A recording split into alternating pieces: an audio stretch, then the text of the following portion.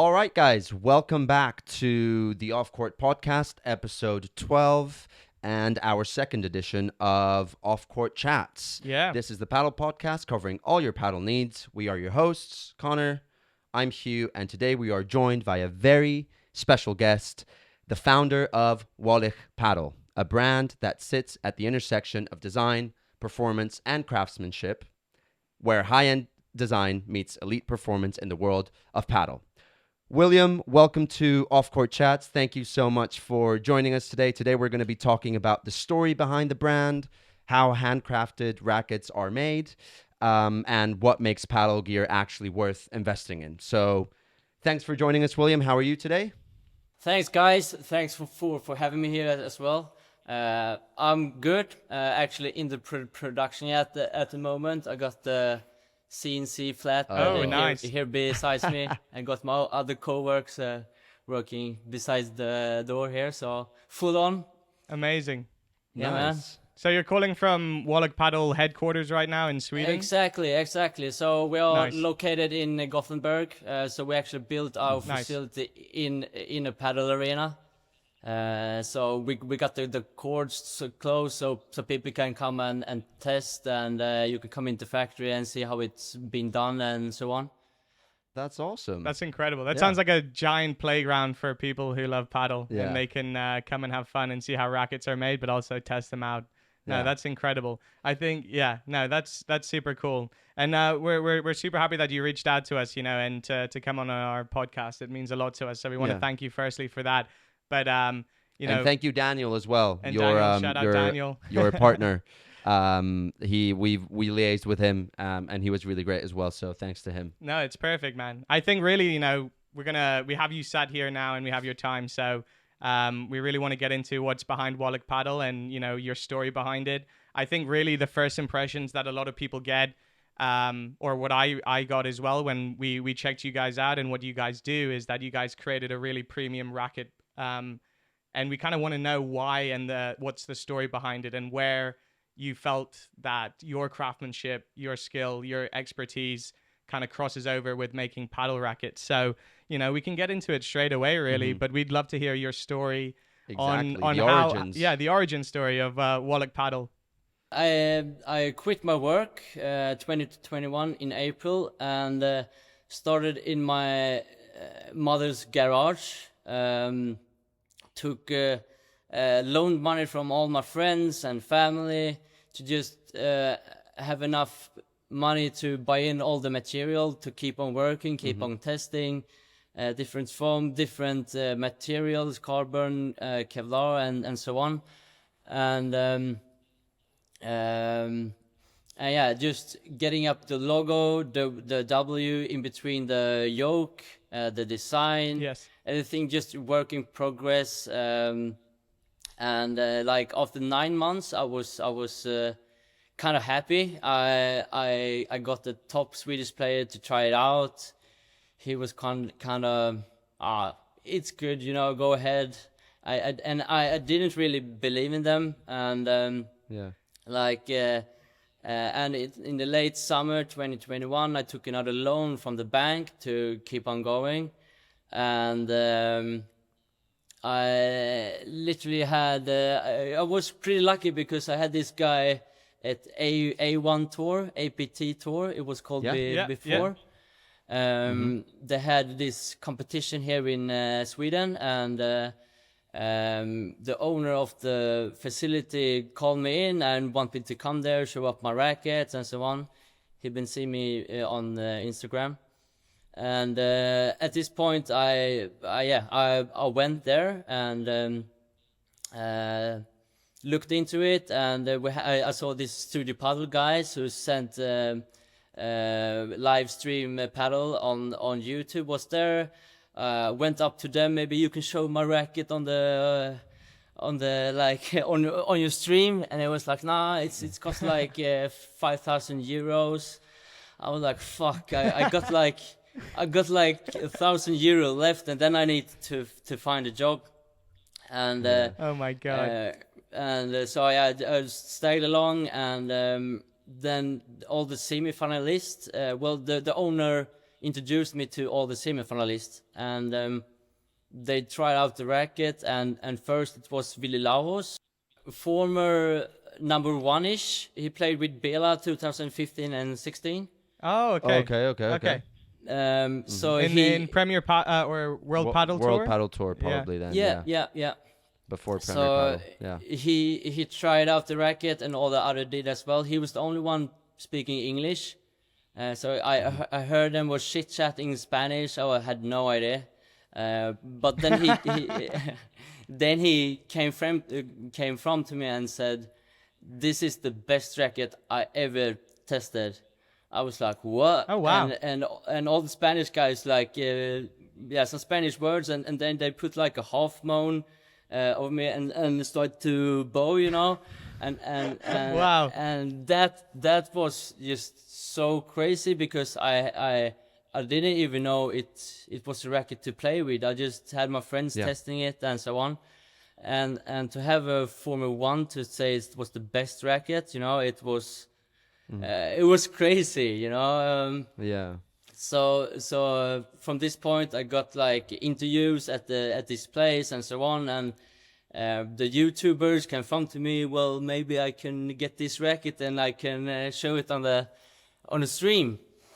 So exactly. they showed it on the stream, and within like a week, I got in my first orders. I got 60 orders in like 1-2 weeks. Oh my god, that's crazy. That's amazing. Yeah, that was crazy, and I was still in my mother's garage. I was like sanding rackets in my living room. You know, it was dust everywhere.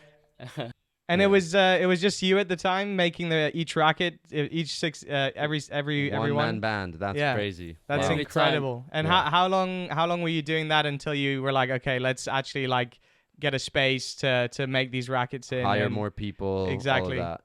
So at like 2022, after the end of the year, it was getting so much material. I had to buy so much more foam. It was foam like all over my bedroom, like under the bed, and stuffed in like everywhere. I had to just fit it in.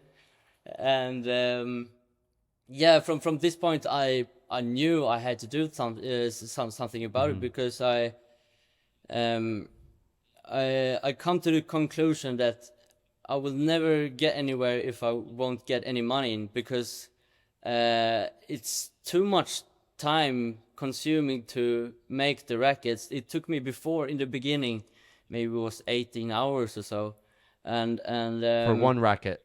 For one racket, yes. Wow.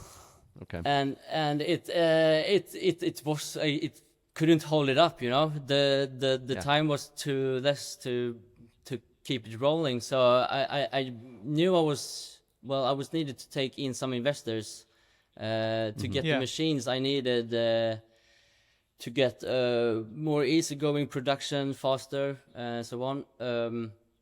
So from this point, I talked with investors. I got one. I signed for a new facility, and 2 days after, when he was gonna sign, we were gonna sign, he jumped off. So I was like, shit. Now I got this 200 square meters new facility, and no one to pay it pretty much. Oh my god. It was a big hassle. So how did you get out of that situation? I didn't, you know. I didn't. Excuse me. You take it. You're bringing back the trauma a little bit. You have to take a sip of water. So oh my god. At this point, I was like, wow, what should I do? So I cut off my apartment, and I lived in I just put a mattress in the corner of the local, and I slept there pretty much for a year. Every day, just working all day, sleep, just sleep, go up again, you know. And this is quite funny actually, because it wasn't funny then, but now it is. I had an upblown mattress. and after a while it started to like the air Leaking, was keep coming out. Yeah, it was leaking. So every night for like a month, I woke up like the sausage in the bread, you know. I woke up like stuffed in the bag in the mattress. Have to blow it up, and then just keep on sleeping. It was a hassle, and I did that for oh my god. Yeah. A year. But then I got another mattress, like a normal one. So I kept on. Yes. But yeah, it was a year of teaching and learning, and just wrap your head up and stuffed in the sand and just go for it, pretty much. Mm-hmm. That's incredible. Yeah. So you're sleeping on your factory floor, making paddle rackets, hoping that you could launch as a successful brand as well. And you did that for about a year, right? Yeah. I did that for a year, and I also had a burglary when I was sleeping there. Oh my god! Yeah, that was so fucked up. Well, I missed to lock the door. Yeah, and so I was sleeping. It was what do you call it? It was a stair up to another room, and I was sleeping in that room, and so I woke up in the middle of the night that somebody came in the room, and it was too long, so the sensor popped off, so the light just brightened up, and I woke up, and 5 meters in front of me it's a fucking thief, and he grabbed my stuff and then just ran away. And I just popped up, and all the blood in my system just gone away. So I just fell down on the floor again. Took me like 2 seconds, then ran up and just jumped off this big stair. It's like, I don't know, 30 steps, like metal steps.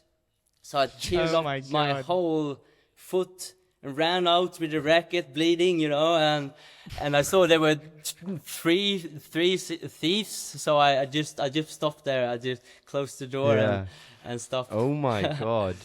That is crazy. I love the first thing you grabbed was a paddle racket though. That's kind of it's a weapon. It's indestructible. So if you hit them with that, that's crazy. Incredible, William. They actually I actually think they feel sad for me, because later that night they came back and they returned some of the rackets and stuff, you know, outside of my door. No way. Oh my god. Way. Yeah, they probably took stuff for maybe 2,000-3,000 euros, and I couldn't produce for a week, and at that point it was. I don't know. I really can't explain it, because I needed the money to paying the rent and food. You know, I pretty much ate porridge, or what do you call porridge for a year. Oatmeals. Yeah. Oh my god. Wow. I think that's like how life works out sometimes. You know, when you think it's low and it's already hard, it'll humble you even more and, you know, bring you to a whole new level. So it sounds like you went through that. So that's like an incredible story to see how you converted yourself really and you pushed this brand to where it is today, because honestly, like, it looks stunning, really. Not just the product, but your whole brand as itself. It's and like hearing this story now, like it's there you go, guys. Paddle success story. Yes, we hear a lot about pro players and stuff, but here you go, William, a proper entrepreneur, sleeping in the factory, working day in, day out.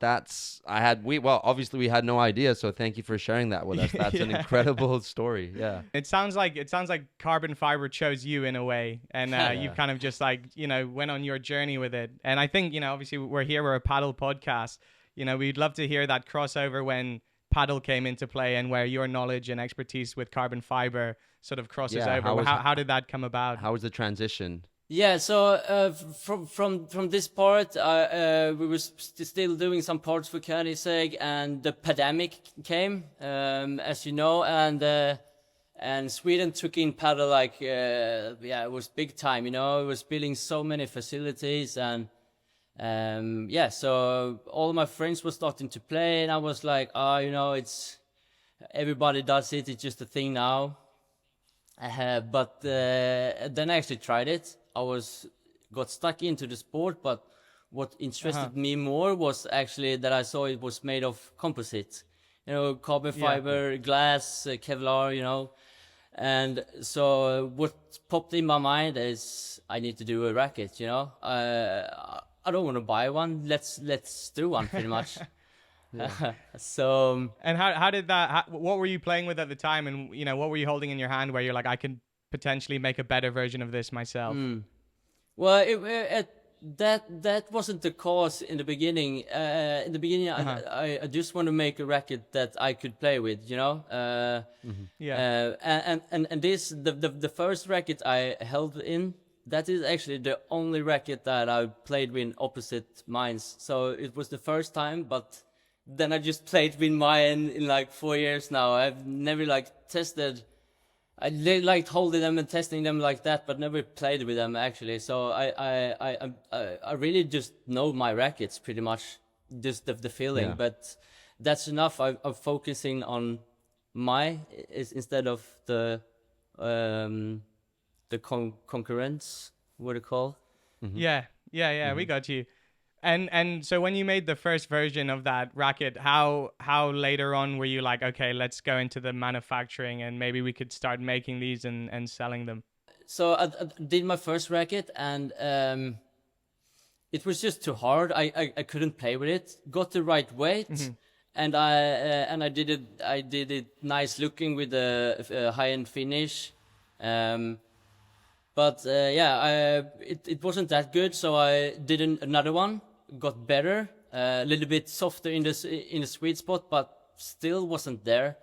And from this point, I was curious about how the other rackets were made, obviously. So I cut one in half, and from this point, I knew I could make a better one. I knew, and so everything just started here.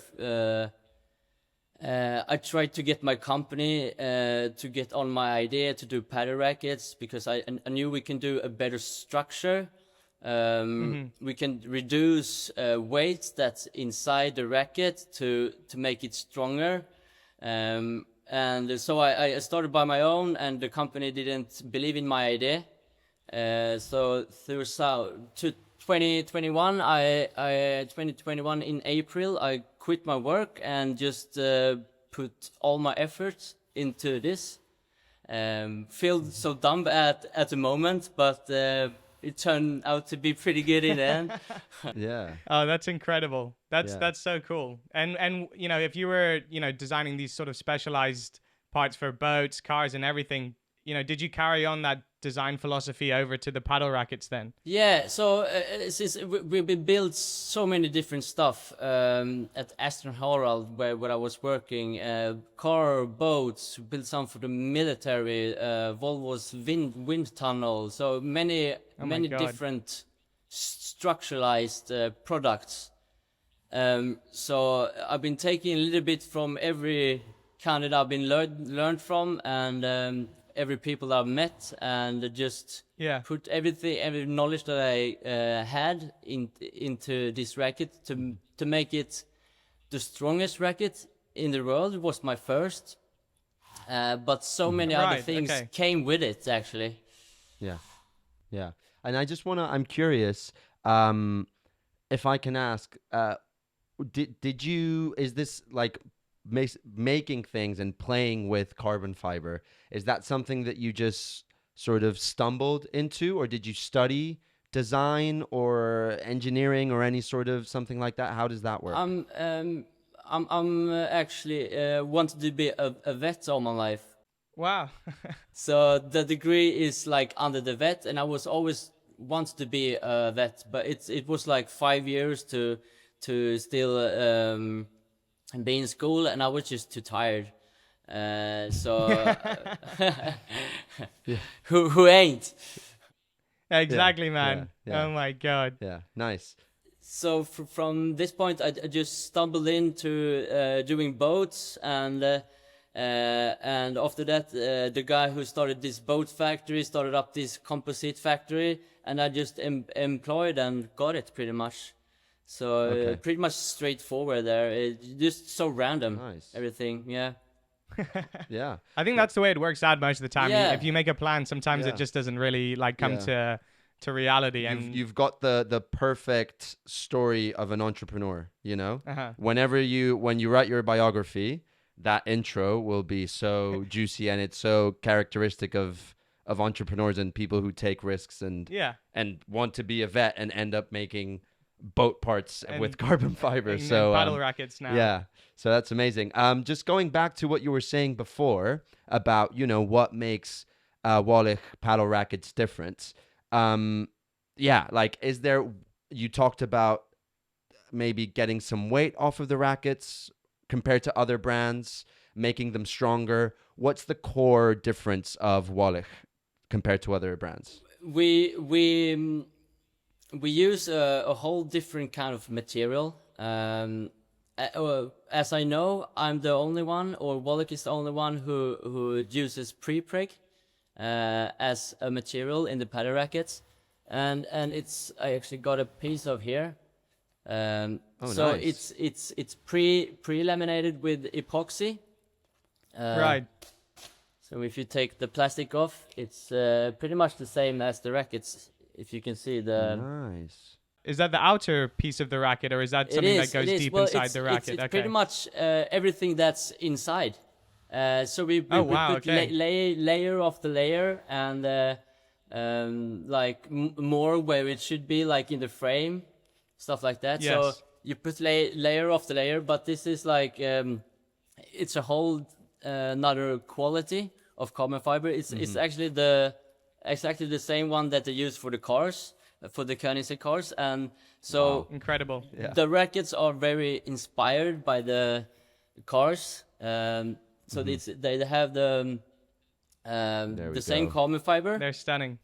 And then we do the fiber match, as Koenigsegg does, and even in the W fiber match. Yeah. And also the two halves that comes together should match in the lines come together at the middle.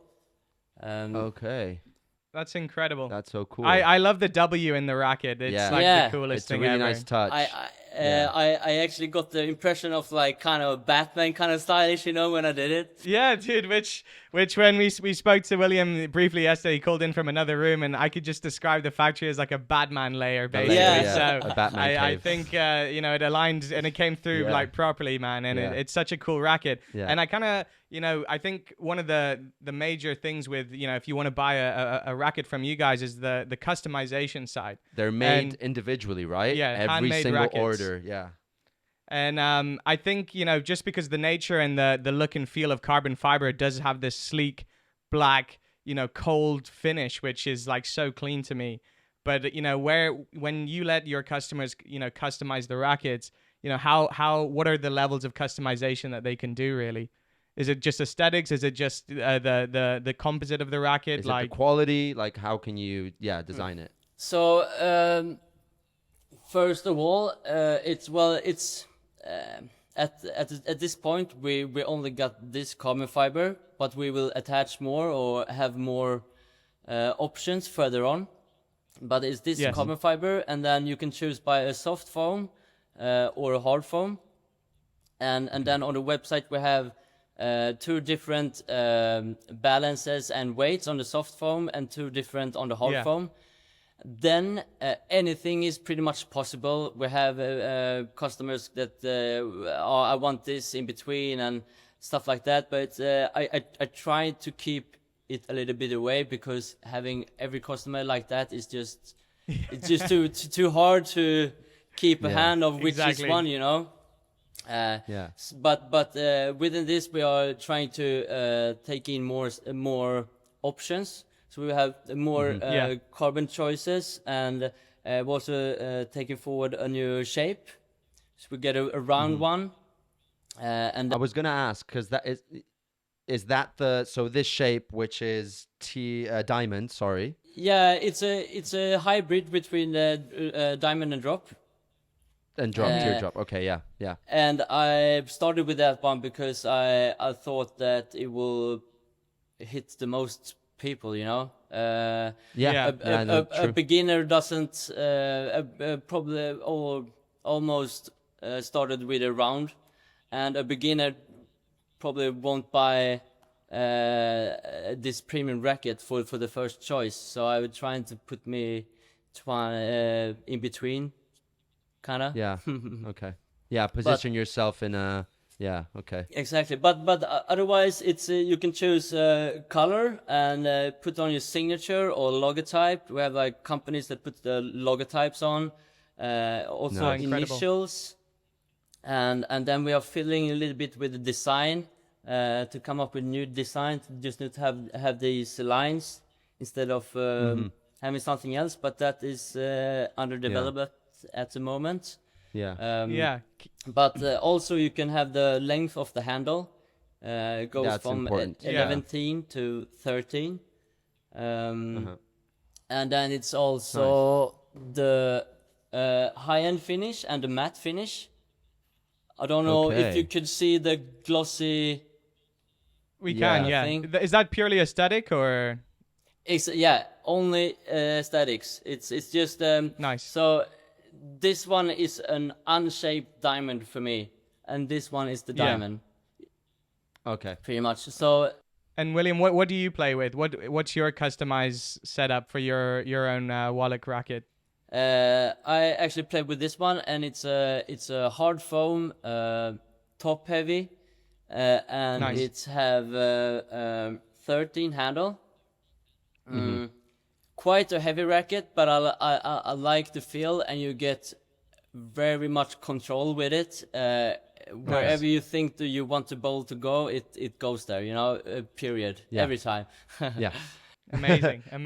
Which is so cool. Yeah. I was gonna ask as well, just out of curiosity. Because I can see you've got this like outer line that you can choose if it's platinum, if it's black, if it's blue. If I were to buy one now, could I message you guys and ask, can I have a print of my face on the racket, or is that something that you're not doing yet? So, like faces, I actually got that question yesterday, and we won't print faces. We're able to do it, but no, not really. Logotypes, symbols, if they're not have the not the right like point of the symbol, and but if you like have your own color, then we could do it. Just send us a picture of the color, and we can just point it out and put it on the racket. And oh, that's nice.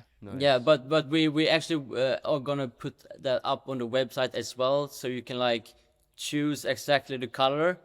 It will be sent to us to accept it, because we want still them to look good. So if it's an ugly color, you won't get it through. Yeah. There's a lot of people out there with maybe not as good taste as you, right? Yeah. I think that's incredible how, you know, customizable the racket is. Do you think that's something that we're going to see become more popular over time? I think really when someone who, you know, knows what type of racket they like to play with, we're kind of stuck in a box almost on what the manufacturer gives us. I think. Do you think it's something that people will seek out more over time as paddle becomes more popular? That they can fine tune this tool almost to their own perfect trade, right? Like, I don't think there's anyone else doing it at the moment. Exactly. So as I said, it comes at a price pretty much.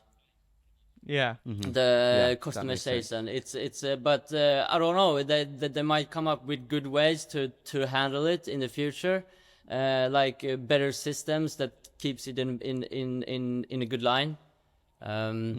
But it's not really the customization that is like expensive for us. It's really the whole work, because when I started this, I knew I need to make something unique, to be seen out there, you know, and And so we put very much time on the aesthetics, and of course the whole production pretty much we have a cost of 7 times higher than normal rackets are made of. And they take quite double the time. So it's I took the route that I could say, so if I were coming up with the first paddle racket, I would build it the same way as I saw they were building it, because it's the fastest way and it's the cheapest. But if you want to get something more solid, you can go another route. It takes so much longer time to get it together, but the end result is just a whole different thing, really. Exactly, yeah. And that's your competitive advantage, right, at Wallich, is that you handcraft and particularly design these rackets for individual customers. Exactly. And also, like, this material, it's as I told before, it's a whole different thing as the epoxy that's already inside the material. So when you buy a racket, otherwise you can get like 10 or 15 grams up or down. The diff, we have a diff of 2 grams, so you always get what you order, and it's a whole more like precise procedure that we weigh everything, all the glue we put inside, everything is just weighed, every half is weighed before they put together, to keep it as good as it can be, pretty much. So nice. Swedish style, precise and efficient. High level engineering. That's perfect, man. I love it. What was your when you entered and you launched Wallich?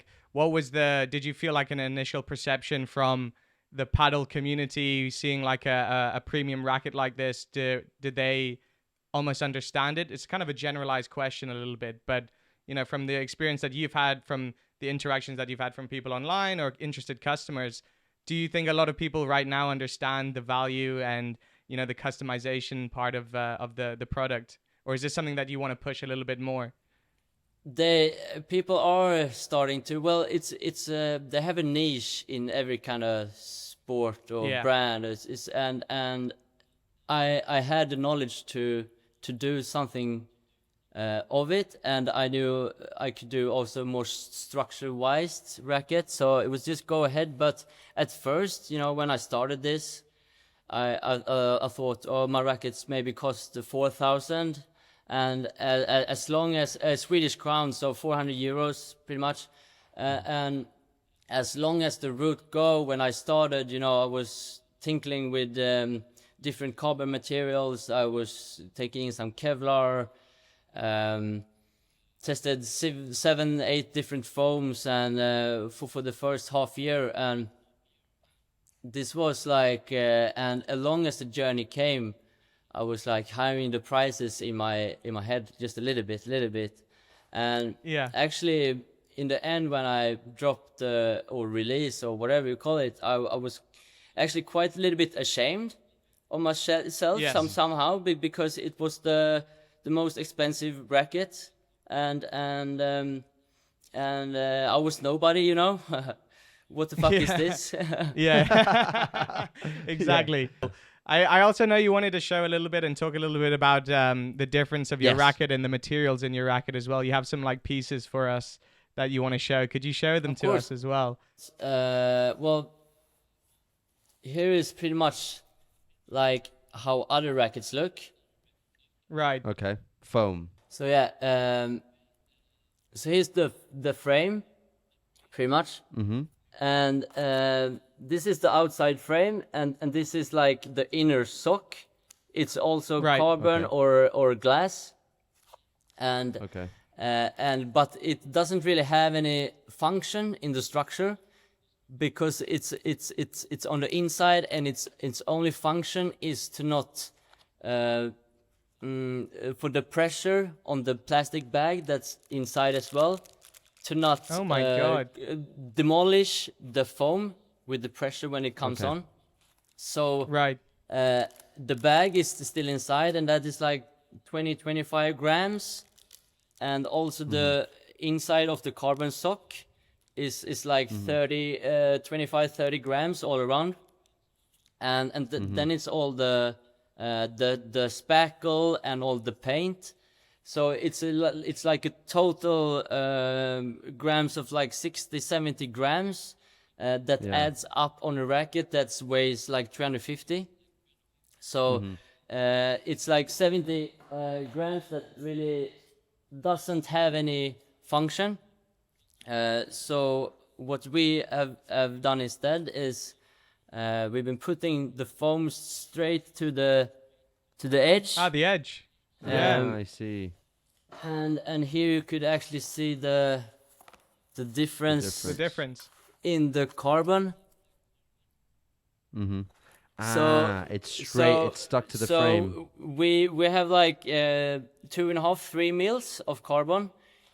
Here is like maybe barely 1 here on this one, and it's like, so we've been taking away the bag.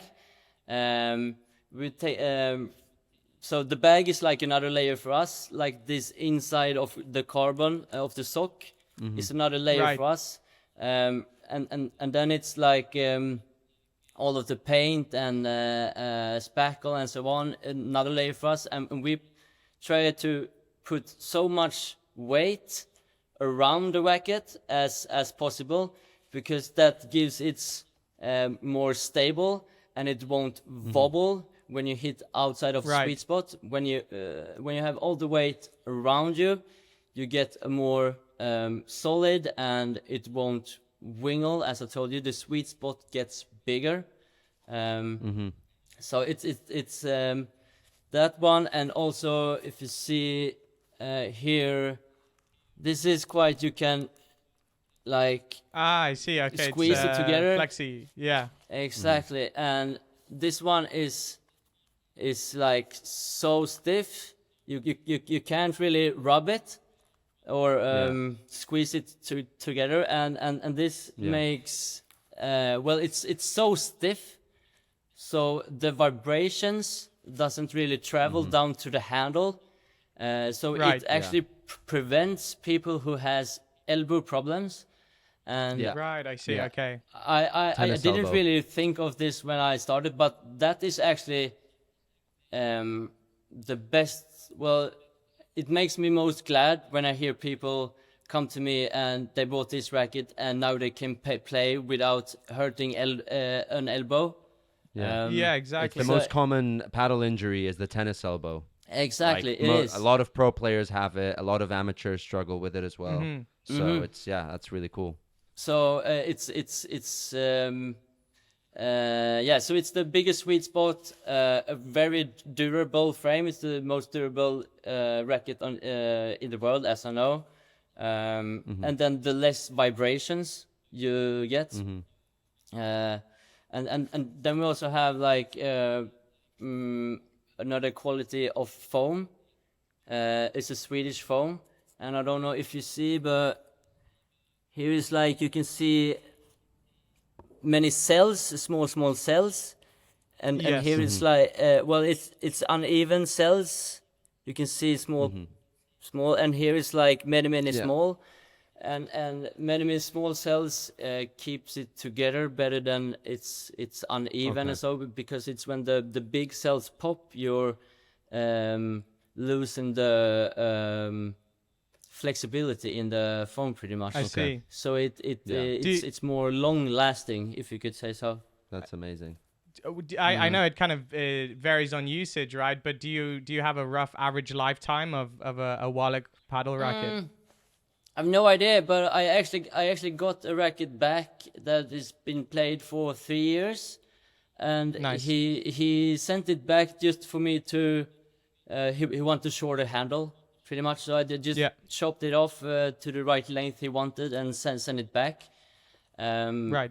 So I've been selling them for 4 years now, but they always are in constantly updating the rackets. Every second, every third month, we do something to just make them better.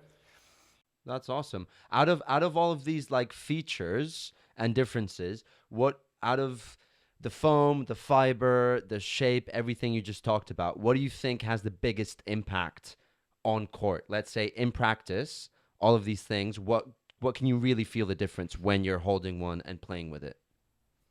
It's the control you get off the ball.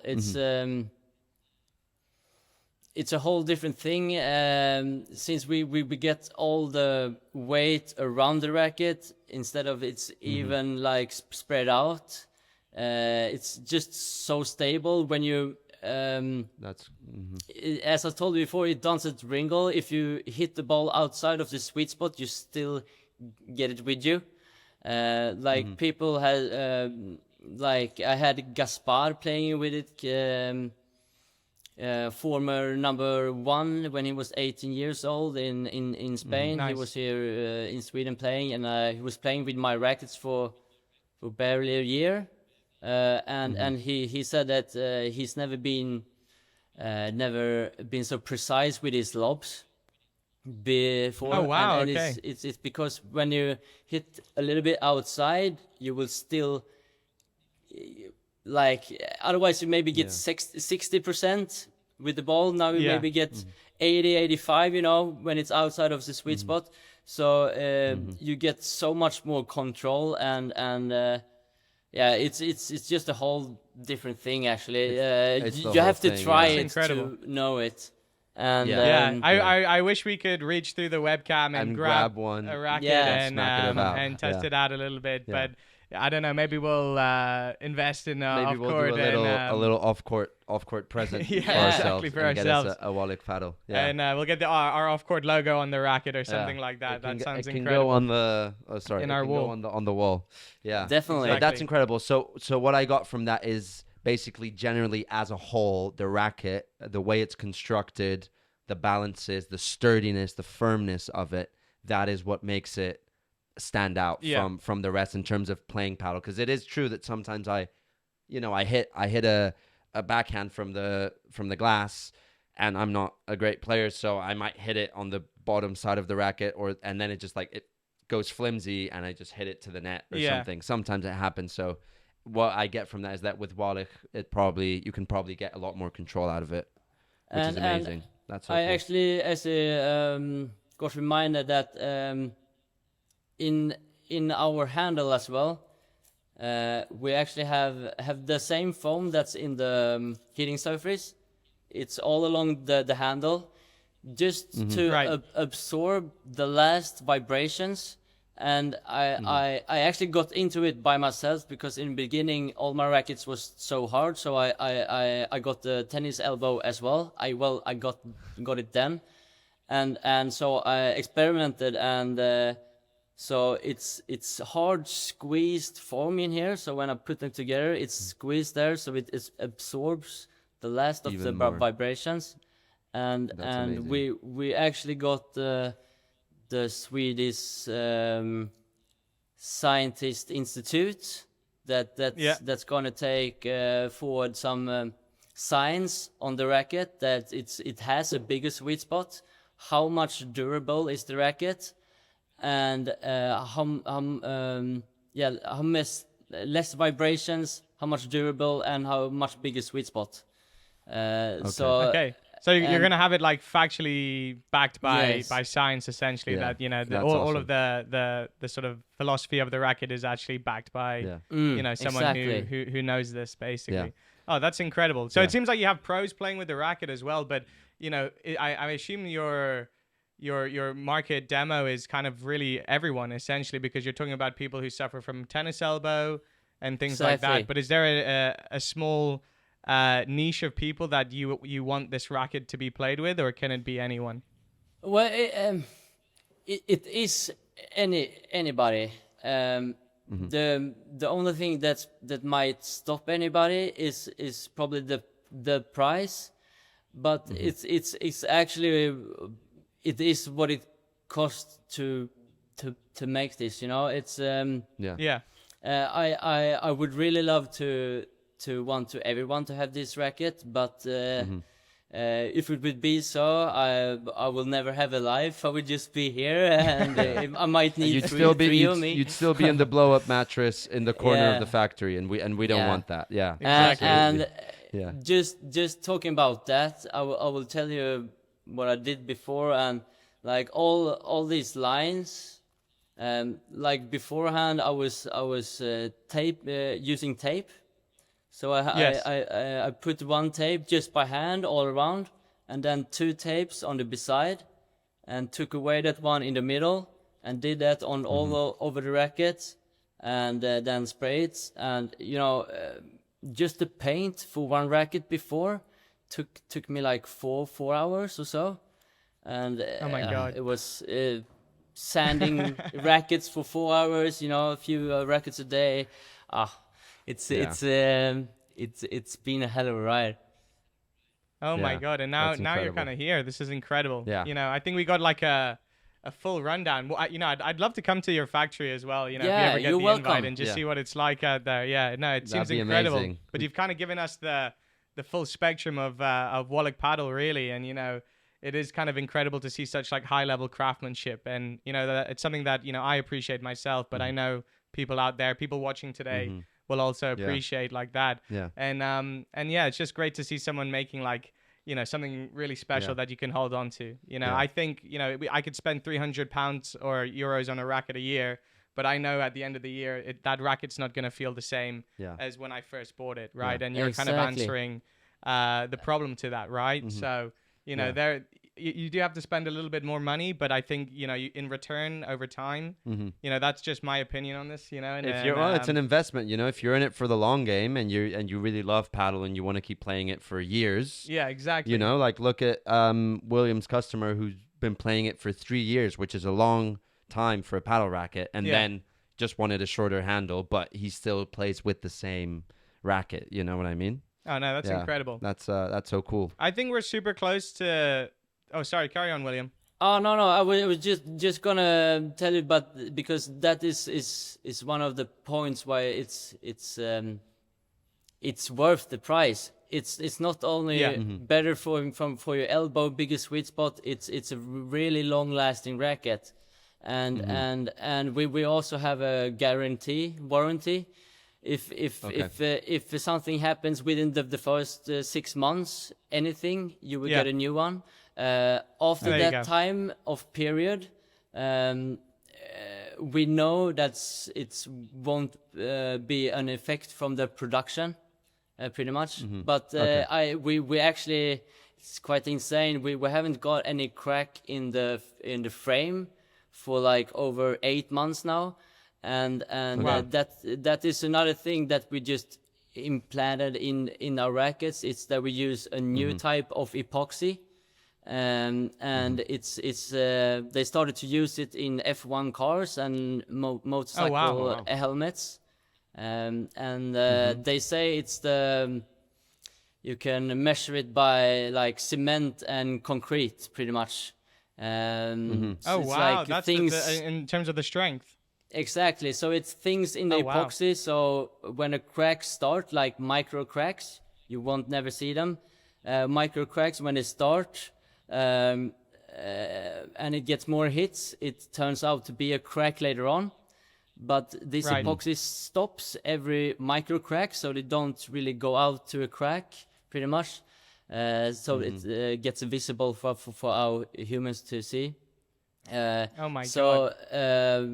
The only thing that a racket in the frame won't break at all by just playing and hitting the floor, the fence, the glass. Never. Yeah. It's the only thing that we get like in. It's people like your partner hitting your racket into each other. Into our hitting surface, because the hitting surface is still that thin.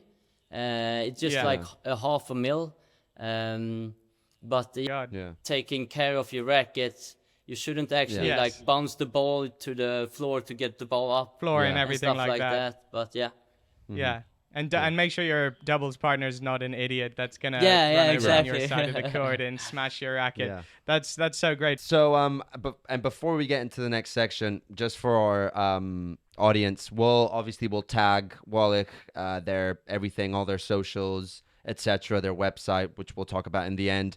But go to their Instagram and check out a video that I'm pretty sure it was you, William, who did it, where you're smashing a racket into another one, and you can literally see that the frame of Wallich paddle rackets is basically, it's like a diamond. It's indestructible. It's indestructible, which is incredible. So you've got visual proof there of what William just talked about.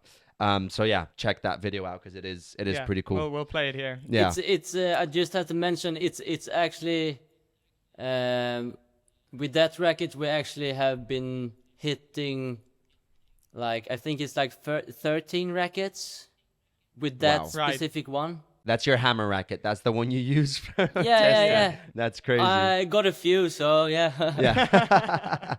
That's incredible. Yeah. I mean, look, we're on our last section. These are kind of just because, we don't just have like a racket expert. We also have like a carbon fiber expert. So we kind of wanted to hear some of your takes as well, maybe from people who are, not as experienced with rackets. And yeah, I think our first one really is like when you start looking at higher end rackets, you kind of get misguided, or there's a lot of like information on how much carbon is used, whether it's 18K or 3K carbon.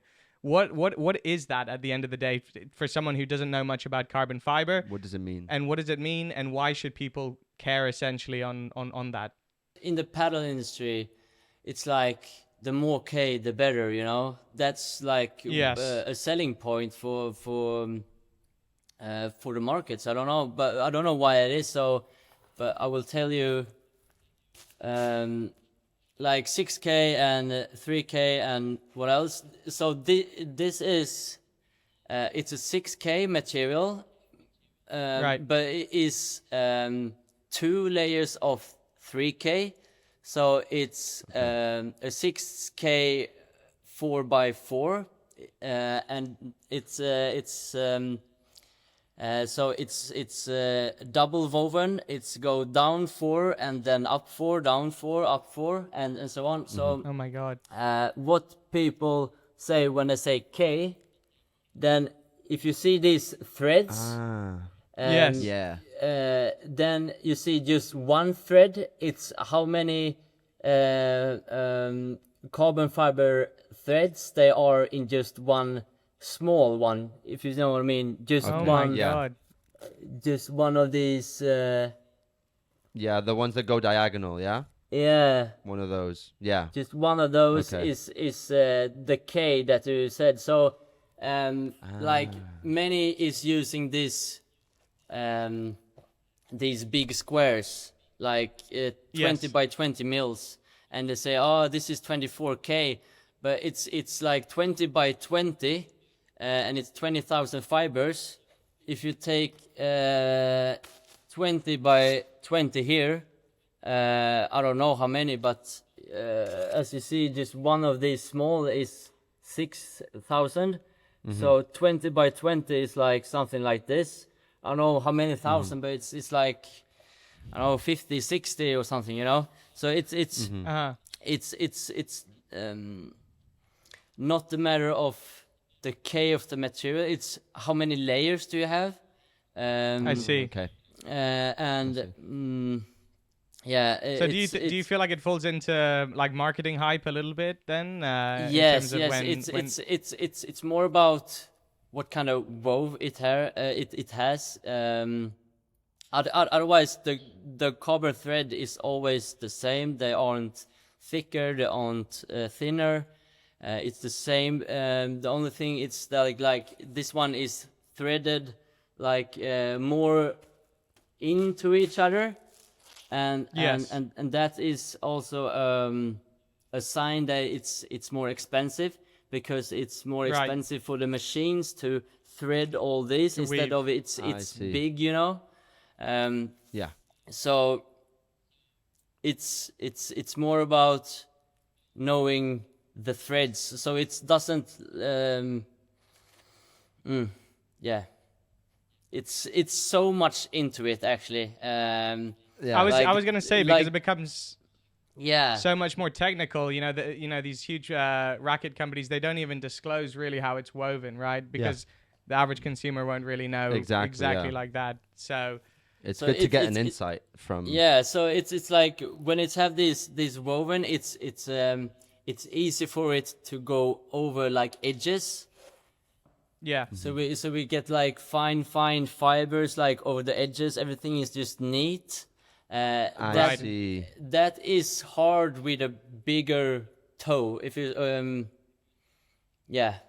bigger woven like the 20 by 20s, they have a hard time going over the edges.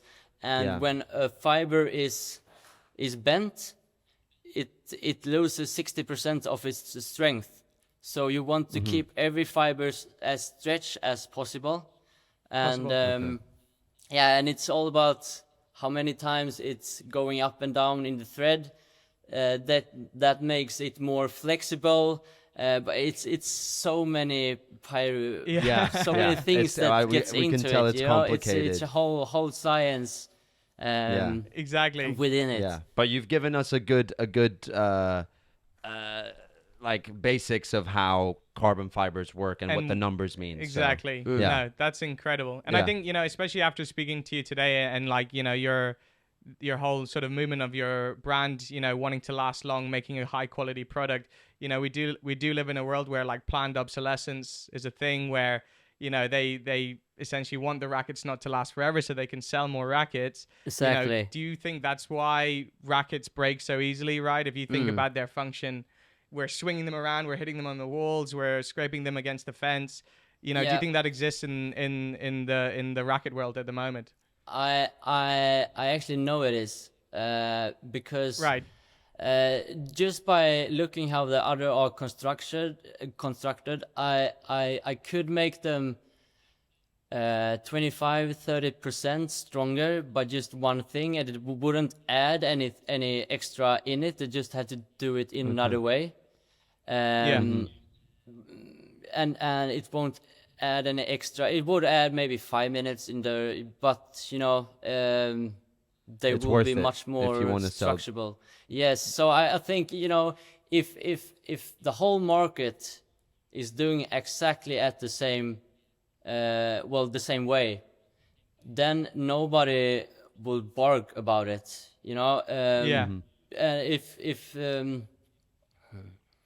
So if it breaks, then they are glad and keep it going. They can sell more rackets. Exactly. So I wanted to get into this to make like as good as it can be. That is what I want to do. I want it to be as long lasting as possible. So we're actually looking into a whole different kind of foam that won't lose its flexibility in the long term. And that with a almost indestructible frame will keep it a very, very long lasting life. And that will be that is what I'm aiming for. I want to do the best, and we've been taking away all the plastic of doing our rackets. The only plastic that's on or in our production is the plastic on the carbon, but it has to be there. So we're thinking of the environment and trying to make it as good as possible. Yeah. Yeah, I think that's when it comes to like product creation, that really comes in its purest form, right? You think about the customer experience at the end of the day, and we've already spoke about where you've priced yourself in the world of rackets, but this is just like as a reason on its own. It's it makes sense because like if you and I play paddle for the next 5 years and I spend €300 a year on a racket, in 2 years or 3, exactly. It's gonna get there. So we were just talking about companies making paddle rackets, but if we switch it over to the consumer, maybe someone who's new to paddle, do you think there's a lot of like wrong decisions made when selecting a paddle racket now that you've been designing them? You're also there in the beginning choosing your first racket, and you made the conscious choice to make your own. What is there something that a lot of beginners get wrong essentially? Because we get asked all the time by our audience about this, so but it would be cool to get your insight. People tend to think they are better than they are, and that comes with you choosing a racket that might be too hard for you to handle. Yeah. So what people tend to choose more heavy rackets. To use a more heavy racket, you want to have a good technique. Otherwise, you will hurt your shoulder, your elbow. You know, so you need to have a good technique before adding on. And I don't know why I'm saying that, because I have the worst technique ever. I'm just having my own playing style. But I hold my body together anyway. But it's because we're the same as you, man. Yeah, great. So it's and people like go straight to the like top tier racket. I would say you should, if you are a beginner, you should choose a more low balanced racket to get into the technique. And if you're thinking about like foam, it's more about what you rely on by yourself, or what you feel, pretty much. I would say if you want more, if you are like not a weaker person but not that strong, maybe, then you want a soft foam, so the foam can help you in the ground strokes. You will loosen maybe a little bit in the smash, but maybe the smash isn't your best shot if you are weak. I don't know the right word for that one. You gotta adapt to different. You gotta know your strengths, your weaknesses, and know what kind of player you are. And the opposite about from the soft to the hard is like if you're hard hitter, then you will get more out of a hard foam, and you will also get more control out the hard foam than a soft foam. So it's more about finding what fits you, but I recommend to start with a low balance racket until you feel confident to take a more top heavy one. And to figure out the right setup for you and the right characteristics of a racket. If only there were more companies making customizable rackets where you can choose them yourself, choose the weight, choose the like your company yourself, William. Like it seems like that's the only one out there at the moment. So for the people that know what they're looking for and know what they want, they know where to go, I think, after listening to this episode. I think really, William, we want to just say thank you very much for joining us today, telling us so much about the world of rackets, what's behind the racket, what's behind the brand, and a little bit about yourself and sharing your crazy story, your absolutely insane story on how this brand came to life. Very inspiring. Yeah, definitely. I mean, before we sign off, is there anything left that you wanted to share, or did we hit everything on the head, really? Yeah, I think so. I think we got it all through, and I'm glad to be here, and thanks for letting me be here. So, and it's been an absolute pleasure. Yeah, the same, and hopefully we can do a racket for you guys that can be in your background further on. Yeah, oh, yeah. I mean that would be amazing. Special. Yeah, we'll look into it. And get our little logo on there as well. That would be really cool. I mean, do you want to shout out for yourself? Where can people find your rackets or anything like that? So go on our website, wallichpadel.com, or message us at contact at wallichpadel.com or Instagram. We'll put everything. We'll put it all in the description as well. Instagram, website, this email that you just told us, that's where you can contact William and his team to get your premium customized Wallich Padel. No, but racket. Really. Yeah. But there you guys have it. That's the scoop of today's episode. Just to say, if any customer that doesn't find what they want on the website, anything is possible. Contact us, and we might get up with something. Well, there you have it. There you have it. Like the most custom, bespoke experience you can have, really, in what feels like the paddle world. Exactly. So, no, it's been an absolute pleasure, William. So I think really that's it, guys. And I hope you guys enjoyed the episode as well. And let us know in the comments. And go check out Wallich as well. And let us know what you think about that. Give us a follow. As you guys know, it always helps us. Follow on Instagram as well. Short form content to come your way very soon. Thank you guys for watching the episode. Thank you, William, for telling us your story. And we will see you on the next one. All right. Ciao, guys.